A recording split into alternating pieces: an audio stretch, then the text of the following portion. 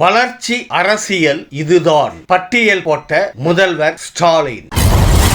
தமிழ்நாட்டில் பெரியாரின் சமத்துவ தீபம் தான் எரியும் முதல்வர் ஸ்டாலின். அமித்ஷா திராவிட முன்னேற்ற கழகமாக மாறிவிட்டது துணை முதல்வர் உதயநிதி பேச்சு. என்னிடம் எந்த பாட்சாவும் பலிக்காது முதல்வர் மு.க. ஸ்டாலின். கூட்டணிக்கு அழைப்பு விடுத்தார் செங்கோட்டையன். அன்பு தமிழ் நெஞ்சங்களுக்கு மெர்சல் கெலாட்டாவின் அன்பு வணக்கம். வாங்க இன்றைய காணொளி இதோ. மதுரைக்கான வளர்ச்சி அரசியல் இதுதான் என கூறி வீடியோ ஒன்றை முதல்வர் மு.க. ஸ்டாலின் பகிர்ந்துள்ளார். அதில் கலைஞர் நூற்றாண்டு நூலகம், 7 தருவுதல் அரங்கம், கீழடி அருங்காட்சியகம், ஹாக்கி மைதானம் உள்ளிட்ட கட்டமைப்புகளை திமுகவின் சாதனைகளாக அவர் பட்டியலிட்டுள்ளார். அதோடு எய்ம்ஸ், மெட்ரோ ரயில், கீழடி ஆய்வறிக்கை விவகாரம் உள்ளிட்டவையை சுட்டிக்காட்டி இவைதான் பாஜக பேசும் அரசியல் எனவும் சாடியுள்ளார் முதல்வர். திருப்பரங்குன்றம் விவகாரத்தில் அரசியல் லாபத்திற்காக பிரிவினையை ஏற்படுத்த பாஜகவினர் நினைப்பதாக முதல்வர் மு.க. ஸ்டாலின் குற்றம் சாட்டியுள்ளார். மலிவான அரசியலை பாஜக செய்வதாக விமர்சித்த அவர் இந்த கூட்டம் குறித்து மதுரை மக்களுக்கு நன்றாக தெரியும் என கூறினார். மதுரையில் பிரிவினையை ஏற்படுத்த முடியாது என்று தெரிவித்த அவர் தமிழகத்தில் எப்போதும் பெரியார் ஏற்றிய சமத்துவ தீபம்தான் எரியும் என குறிப்பிட்டுள்ளார் முதல்வர். அமித்ஷாவுக்கு எதிராக எந்த கருத்தும் கூற முடியாத நிலைக்கு இபிஎஸ் தள்ளப்பட்டுள்ளதாக உதயநிதி கூறியுள்ளார். அதிமுக இனி அண்ணா திராவிட முன்னேற்ற கழகம் அல்ல என்ற அவர் அது அமித்ஷா திராவிட முன்னேற்ற கழகமாக மாறிவிட்டதாக கடுமையாக விமர்சித்துள்ளார். மேலும் அதிமுகவில் அண்ணாவும் இல்லை, திராவிடமும் இல்லை, முன்னேற்றமும் இல்லை, சொல்லப்போனால் அதிமுகவே இல்லை எனவும் கடுமையாக சாடியுள்ளார் துணை முதல்வர். மதுரையில் நடைபெற்ற அரசு விழாவில் பல திட்டங்களை அறிவித்த முதல்வர் ஸ்டாலின், நாம் வளர்ச்சி அரசியலை பேசினால் அவர்கள் வேறு அரசியலை பேசுவதாக பாஜகவை மறைமுகமாக விமர்சித்தார். அவர்கள் எத்தனை சூழ்ச்சிகள் செய்தாலும் அவற்றை முறியடிப்போம் என்று சூளுரைத்துள்ளார் முதல்வர். மேலும் இந்த முத்துவேல், கருணாநிதி, ஸ்டாலின் கிட்ட அவர்கள் பாட்சா எல்லாம் பலிக்காது, எதுவும் எடுபடாது என்றும் தெரிவித்துள்ளார் முதல்வர். ஆனா 10 வருஷத்துக்கு முன்னாடி ஒன்றிய பாஜக அரசு மதுரைக்கு அறிவிச்ச எய்ம்ஸ் மருத்துவமனை என்ன ஆச்சு? இன்னும் வரல. மதுரை மண்ணில் நம்ம வீர விளையாட்டான ஜல்லிக்கட்டுக்கு உலக தரத்திலான 62 கோடி ரூபாயில கலைஞர் நூற்றாண்டு ஏறுதழுவுதல் அரங்கம் அமைப்போம் அமைச்சிருக்கிறோம். அறிவிச்சிட்டு அறிவிப்போடு நிறுத்திடாம அமைச்சிருக்கோம். இதே பாஜக அரசு நம்ம மதுரையில் நடந்த கீழடி அகழ்வாராய்ச்சியை நிறுத்த பார்த்தாங்க. நம்ம ஆட்சிக்கு வந்ததும் பல கட்டங்களாக கீழடி ஆராய்ச்சியை முன்னெடுத்து அதை செயல்படுத்துவது மட்டுமில்லாம இதுவரை கிடைத்த தொல்பொருட்கள் கொண்டு பிரம்மாண்டமான கீழடி அருங்காட்சியகம் அமைச்சிருக்கிறோம். உலகம் முழுக்க இருந்து கீழடி அருங்காட்சியத்தை பார்க்க தமிழர்கள் வராங்க. ஆனா ஒன்றிய பாஜக அரசு கீழடி ஆய்வறிக்கை கூட வெளியே வந்துவிடக்கூடாதுன்னு தமிழ் மேல வெறுப்போட நடந்துக்கிறாங்க. மதுரையில உலக தரத்தில் ஹாக்கி மைதானத்தை திறந்து வச்சிருக்கிறோம். 24 நாடுகள் கலந்துக்கிற ஜூனியர் ஹாக்கி உலக கோப்பை நம்ம மதுரையில நடந்துகிட்டு இருக்கு. ஆனா ஒன்றிய பாஜக அரசு என்ன செய்யுது? குஜராத் மாதிரி அவங்க கட்சி ஆளக்கூடிய மாநிலங்களுக்கு விளையாட்டு நிதியை கொட்டி கொடுக்கிறாங்க. ஆனா தமிழ்நாடுனா ஒண்ணும் கிடையாது. விளையாட்டுல மட்டுமல்ல, மதுரையை முக்கிய தொழில் மையமாக உயர்த்துவதற்கு முதலீட்டாளர் மாநாடு நடத்தி வேலைவாய்ப்பு நாம கொண்டு வரோம்.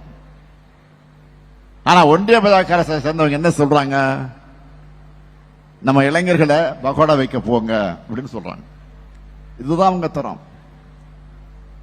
நம்ம இளைஞர்களுக்கு மதுரையில பெரிய வேலைவாய்ப்புகள் இருக்கணும். நாங்க அதுக்காகத்தான் மாட்டுத்தாவணியில டைடல் பூங்கா அமைக்கிறோம். ஆனா ஒன்றிய அரசு என்ன பண்றாங்க? மதுரைக்கு மெட்ரோ ரயில் வேணாம், வேணும்னு நாம கேட்டா அதை வேணாம்னு சொல்றாங்க. சப்பையான காரணங்களை எல்லாம் சொல்லி நிராகரிக்கிறாங்க. அது மட்டுமல்ல, பாஜக தலைவர்கள் மதுரைக்கு மெட்ரோவே தேவையில்லைன்னு திமிரா வேற பேசுறாங்க. சரி, இவங்க சொல்ற லாஜிக் அடிப்படை பார்த்தா பாஜக ஆளக்கூடிய மாநிலங்கள் இருக்கிற பாட்னா, ஆக்ரா, இந்தூர் எல்லாம் அங்க மெட்ரோ ரயிலுக்கு எப்படி ஒப்புதல் கிடைச்சது? ஏன் எங்க மதுரையில மெட்ரோ ரயில் ஓடக்கூடாதா? ஆக இப்படி நம்முடைய சிந்தனை எல்லாம் தமிழ்நாட்டினுடைய வளர்ச்சி முன்னேற்றம் தான். ஆனா சில கட்சிகளுக்கு எப்போதுமே கலவர சிந்தனை தான். தேவையில்லாத பிரச்சனையை கிளப்பி நம்முடைய வளர்ச்சிக்கு இடையூறு ஏற்படுத்தலாம்னு நினைக்கிறாங்க. காலங்காலமா கார்த்திகை தீபத்துக்கு திருப்பரங்குன்றம் முருகன் கோயில தீபம் ஏற்றுறது மாதிரி கடந்த 3ஆம் தேதி மாலை 6 மணிக்கு பாலதீபம் ஏற்றப்பட்டுச்சு.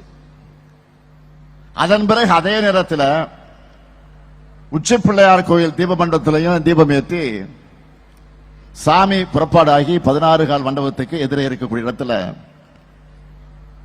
சொக்கப்பான் ஏற்றி சாமிக்கு ரட்சை சாத்தப்பட்டுச்சு.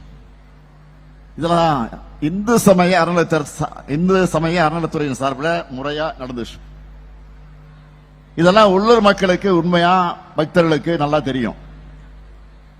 அவங்க எல்லாம் நல்லபடியா தரிசனம் பண்ணிட்டு தான் வீட்டுக்கு போனாங்க.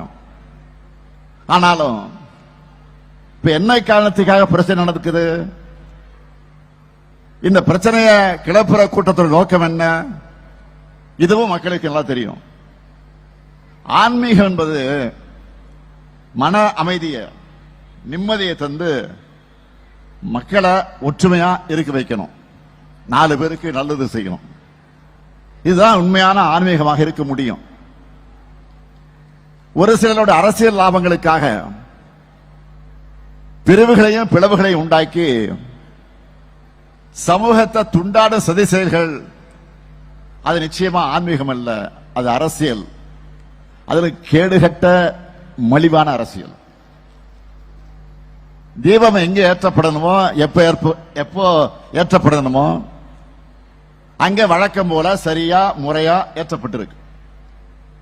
நான் இன்னும் பெருமையோடு பக்த பெருமக்களுக்கு சொல்றேன், தமிழ்நாட்டு வரலாற்றிலேயே இல்லாத அளவுக்கு நாங்க ஆட்சிக்கு வந்து 1490 நாள்ல, நல்லா கவனிங்க, 1490 நாள்ல 3000க்கு மேற்பட்ட திருக்கோயில்களுக்கு குடமுழுக்கு நடத்தி இருக்கிறோம். இப்ப அந்த எண்ணிக்கை இன்னும் கூடியிருக்கும். இப்படிப்பட்ட அரசை பார்த்து ஆன்மீகத்துக்கு எதிரின்னு சொன்னா, அப்படி சொல்றவங்களுடைய உள்நோக்கம் என்னன்னு உண்மையான பக்தர்களுக்கு தெளிவா தெரியும். எங்களுடைய வளர்ச்சி பயணத்தை உங்களால தாங்கிக்க முடியல, அதனால சதி திட்டங்கள்ல நீங்க போடுறீங்க. நீங்க எப்படி பந்து வீசினாலும் தமிழ்நாட்டை பொறுத்த வரைக்கும் அதை அடிக்கிறது சிக்ஸர் தான். அந்த டீமுக்கு தோதான அடிமைகள் சிக்கலாம். பழைய அடிமைகள், புதிய அடிமைகள், பி டீம், சி டீம் உருவாகலாம். ஆனா கடைசியில டோர்னமெண்ட்ல சாம்பியன் நாங்க தான். அனைத்து மதத்தினரும் அங்காளி பங்காளியா பழகிற பாசக்கார மதுரை மண்ணிலிருந்து உறுதியா சொல்றேன், எங்க தமிழ்நாட்டில் என்றைக்கும் பெரியார் ஏற்றின சமத்துவ தீபம் தான் ஒளிரும். உங்களால் அதை தடுக்க முடியாது. எதிர்த்து கேட்க ஆள் இருக்கு. உள்ள பெரியார் எத்தனை எதிர்ப்பு இருக்கும்? 2026 அதே ஃபயரோட திராவிட மாடல் அரசு தான் தொடரும். த.வே.க. கூட்டணியில் டிடிவி, ஓபிஎஸ் இணைவார்கள் என கூறப்படும் நிலையில் அது குறித்து செங்கோட்டையன் சூசகமாக பதில் அளித்துள்ளார். விஜய்க்கு வழிகாட்டியாக இருந்து வெற்றிக்கு உதவுவேன் என கூறிய செங்கோட்டையன் இதற்கு அனைவரும் ஒன்று திரண்டு ஆதரவளிக்க வேண்டும் என டிடிவி தினகரன் மற்றும் ஓபிஎஸ்க்கு வேண்டுகோள் வைத்துள்ளார். இந்த பதிலால் டிடிவி, ஓபிஎஸ் உடன் அவர் கூட்டணி பேச்சுவார்த்தை நடத்துவது மறைமுகமாக உறுதியாகியுள்ளதாக அரசியல் விமர்சகர்கள் கூறுகின்றனர்.